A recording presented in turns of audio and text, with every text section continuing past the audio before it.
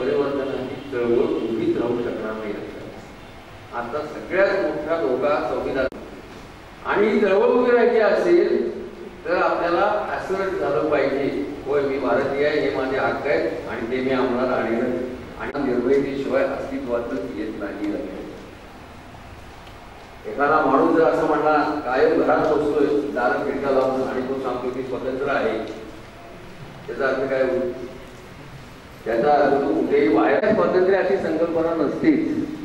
स्वातंत्र्य संकल्पनेविषयीच्या सगळ्या चर्चा जर तुम्ही काढून पाहिल्या इतिहासातल्या तर स्वातंत्र्य आणि याचे एक साधं कारण आहे, आपल्या सगळ्याला माहिती आहे. माणसावर एक सतत कंपल्शन आहे.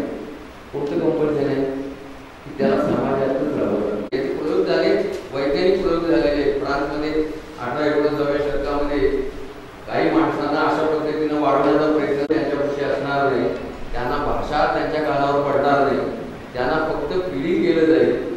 त्या माणसांना बोलता आलं नाही, त्या माणसांच्या भावना व्यक्त करता आल्या नाही आणि ते प्राणी पातळीवरच्या भूतकाळाच्या पातळीवर सुद्धा तुम्ही सोडून जे इतर असतात समाजातले त्यांच्याशी तुम्हाला रिलेट करावीच लागते.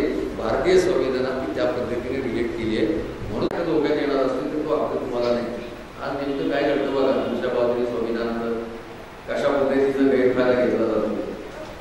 अंबानी कुटुंबात त्यांच्या बरोबर मातोश्री आणि त्यांची मुलं एवढी 5 माणसाला राहायला किती जागा लागतात. आज 26 नोव्हेंबर याचा अर्थ आज संविधान दिन. संविधान दिनाचा अर्थ काय आणि त्याची व्याप्ती काय, त्याचं स्वरूप काय, या संदर्भात आपल्याला ज्या काही गोष्टी आपल्याला माहिती नाही आहेत, आज ते समजून घेण्याचा आज दिवस या ठिकाणी साजरा होतो आहे. संविधान दिन म्हणजे भारतीय राज्यघटना ज्या दिवशी तयार झाली तो दिवस.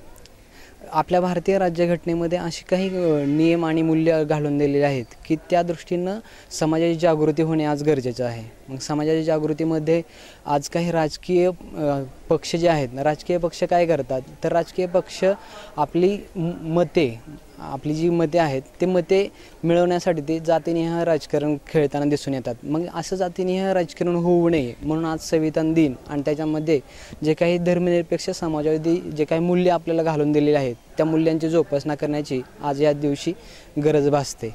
असं या ठिकाणी आज आपल्या संविधान दिनाच्या निमित्त आपल्याला महत्त्वाचा मुद्दा स्पष्ट करता येतो.